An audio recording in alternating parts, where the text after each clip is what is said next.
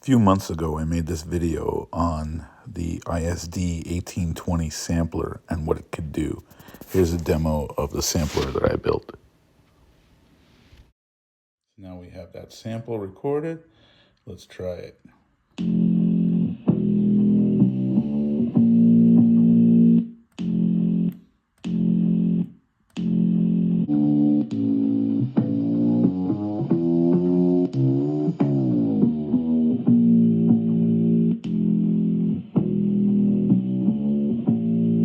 So this sampler was pretty good, and it was relatively feature-rich, especially with all the modifications I did to it.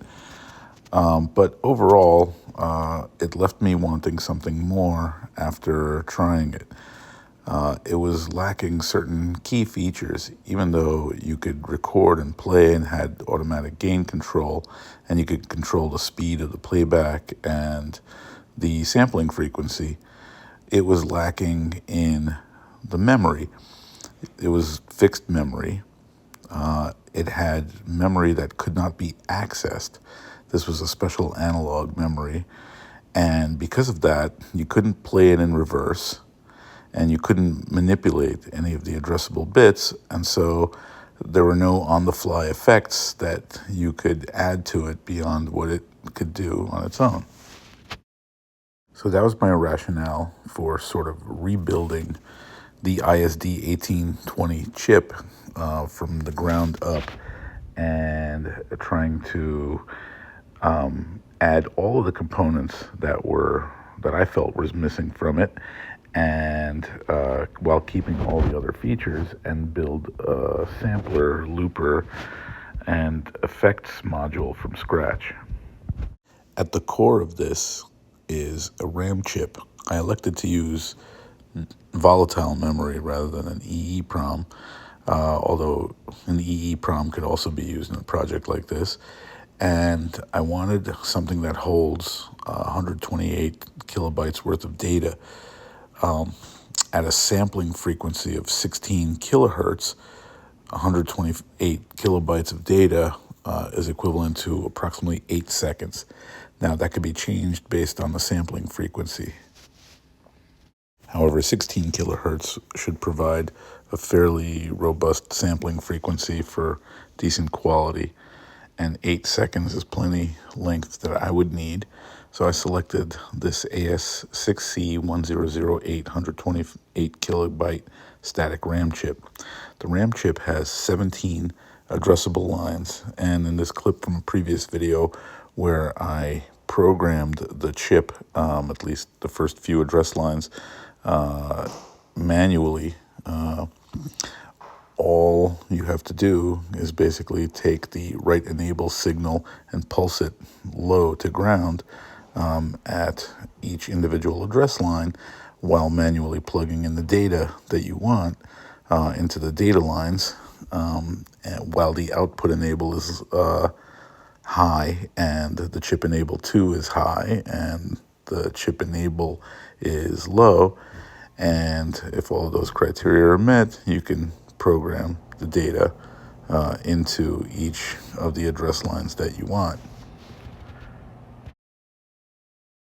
Now that we have the memory storage at the core of the device, we need a clock signal that will generate a 16 kilohertz sampling rate. And for this, I used a CD40-106 oscillator, which is a hex Schmitt trigger inverter, and using this resistor and capacitor combination, this can be adjusted to do between 1 kilohertz and 50 kilohertz, and I have it set to 16 kilohertz. Now that we had a clock signal set to 16 kilohertz for the sampling rate and playback rate adjustment, we needed a way to access all of the address lines. And since there are 17 address lines on this RAM chip, I decided to use the CD4029 binary counter. These are 4-bit presettable binary up or down counters that are cascaded together in order to form a 17-bit total counter that resets or presets based on user input, and the direction of the count can be controlled up or down with an interface. Now for the interface, I wanted to use something other than buttons or switches, and I decided to go with a rotary encoder. This is a rotary encoder wheel from a mouse, and basically I wanted something that you can rotate, similar to rotating a record on a turntable, in order to interface with the audio stored on the RAM chip. Now, for review, since I did make a video about a rotary encoder that not too many people watched, basically the rotary encoder is a wheel that has three metal contacts, a common ground one, which is C, and an A and a B contact, which based on the direction of rotation, you will be able to have an output from A going first or B going first. So the schematic for how to hook it up and have an output from A or B is shown here, along with some LED drivers to indicate directionality. The output is hooked up to a D flip-flop in order to light up a directionality LED, and also that is hooked up to the up-down pin of the binary counters.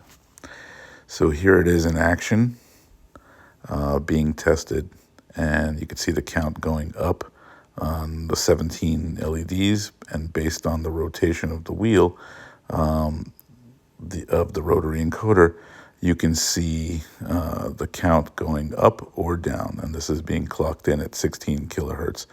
So it's relatively fast. Now, after that, I hooked up each of the counter outputs, which is 17 total bits, and you can see it counting here, to the address lines, the 17 address lines on the RAM chip at the breadboard here.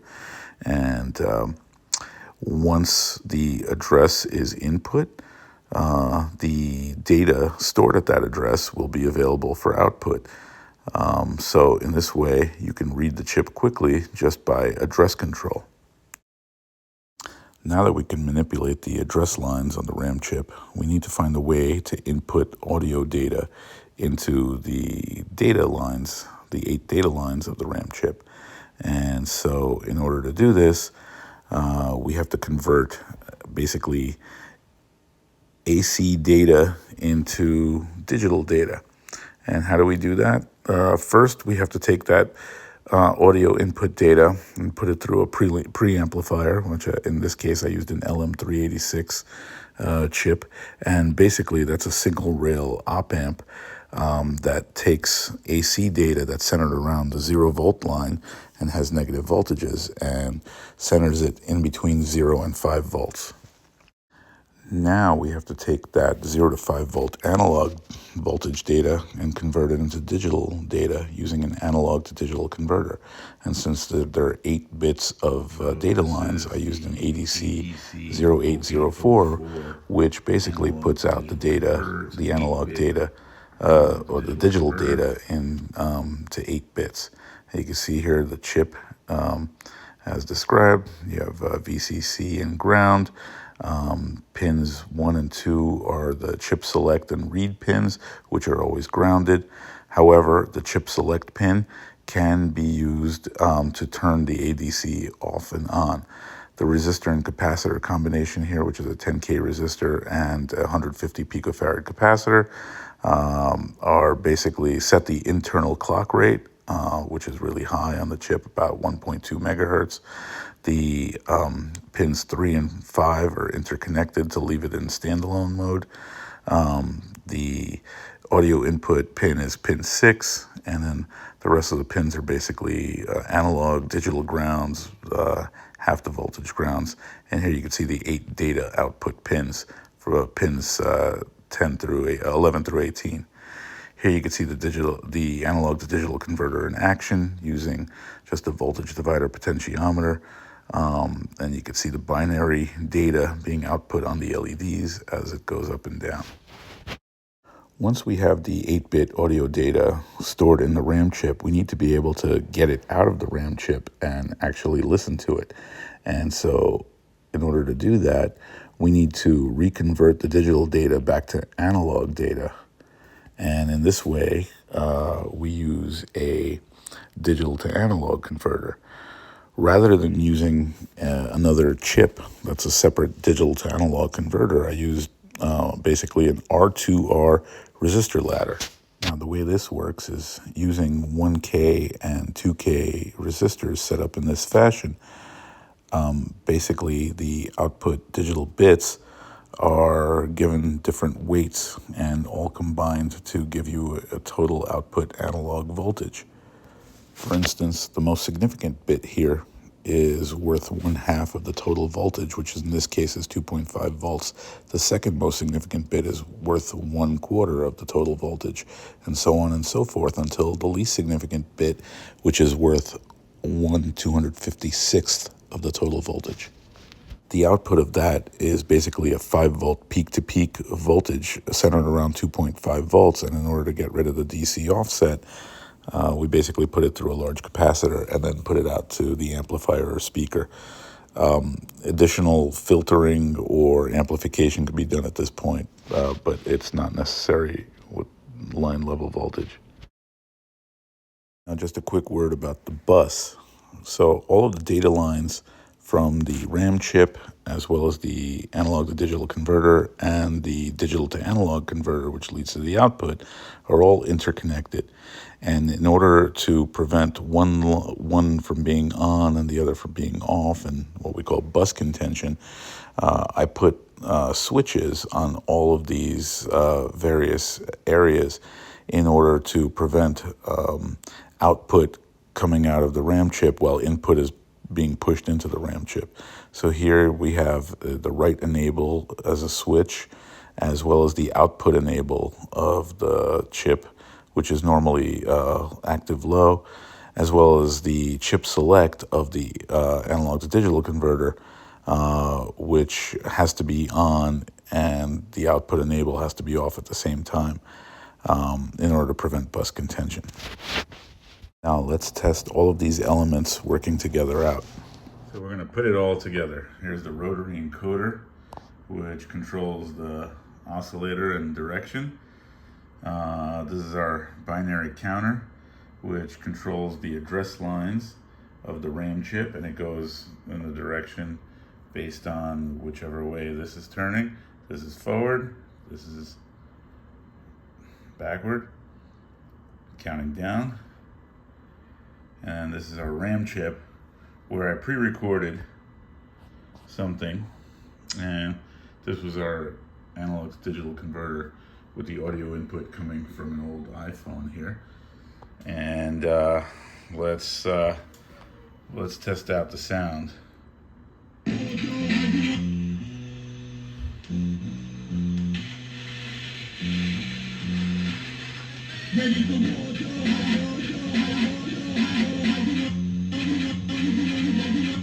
Plays forward, backwards.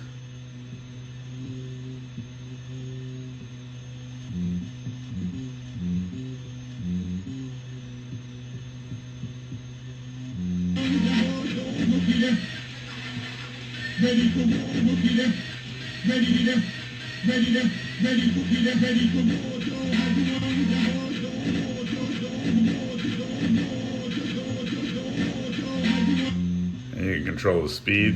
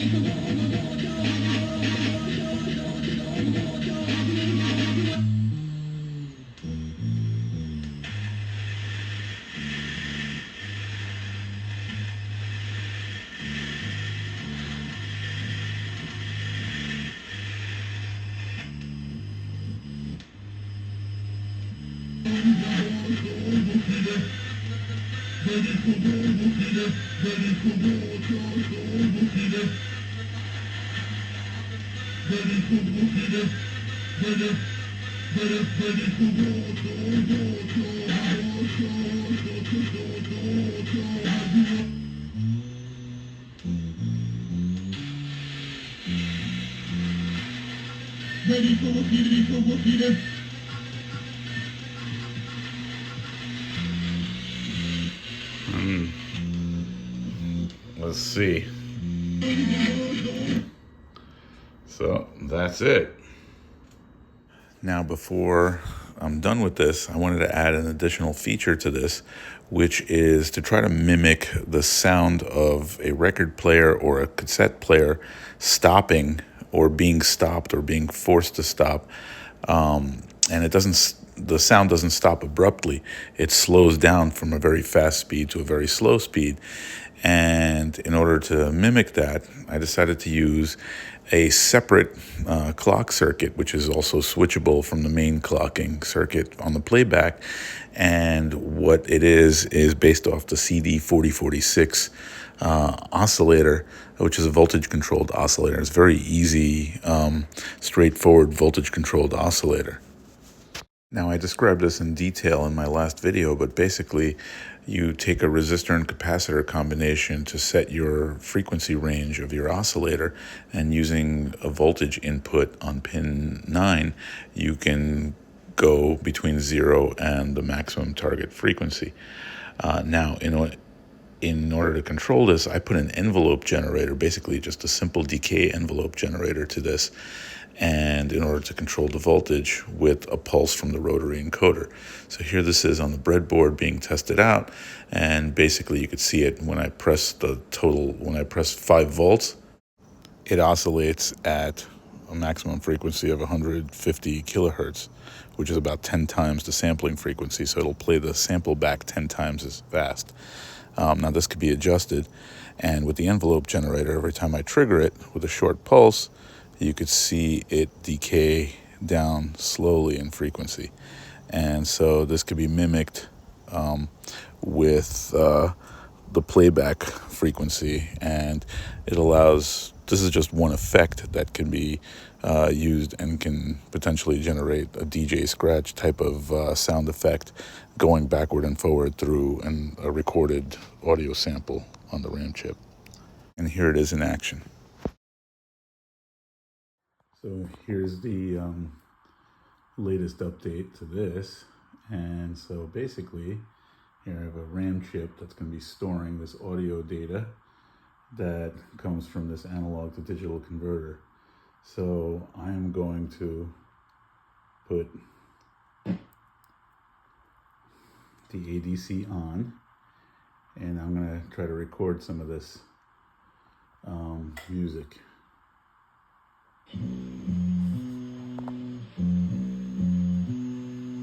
This is the right signal.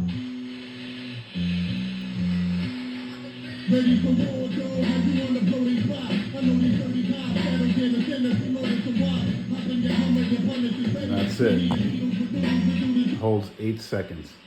Let's turn the ADC off. And now what we're gonna do is we're gonna play it. The right is off, and that's the recorded signal. And I can do this with it. Make it go backwards.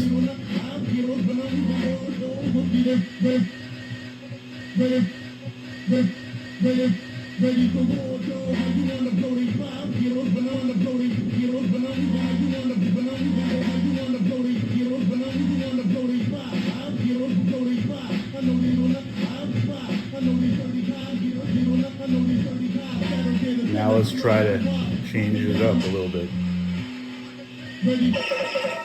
And I could do this and mimic a scratching sound.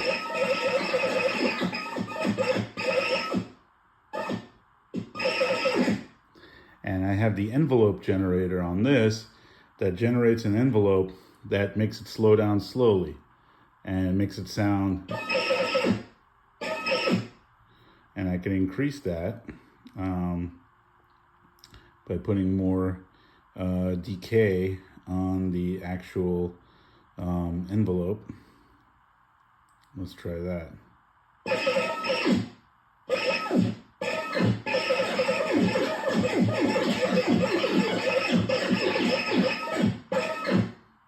Increase increase it even more.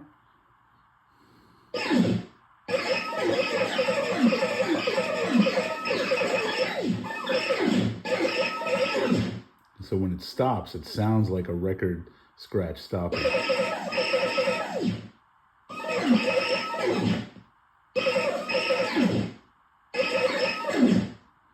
And let me put it back to normal time.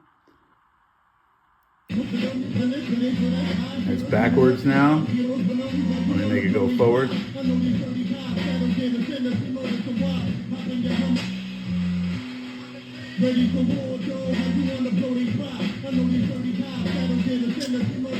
And all it's doing is cycling through the addresses.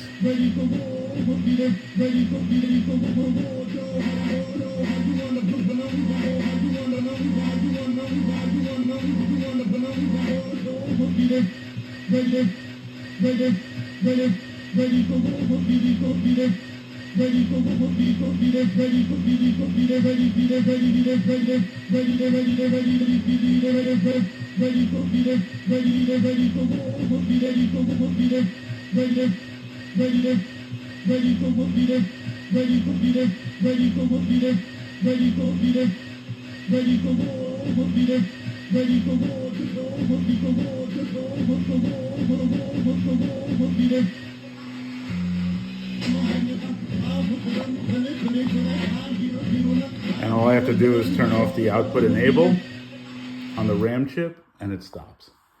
And now I have a sampler looper that goes backward, forward, and you can make scratching noises of it with an adjustable fast frequency oscillator, VCO, based off the 4046, and an adjustable decay on the speed to make it go from 100 kilohertz to stop.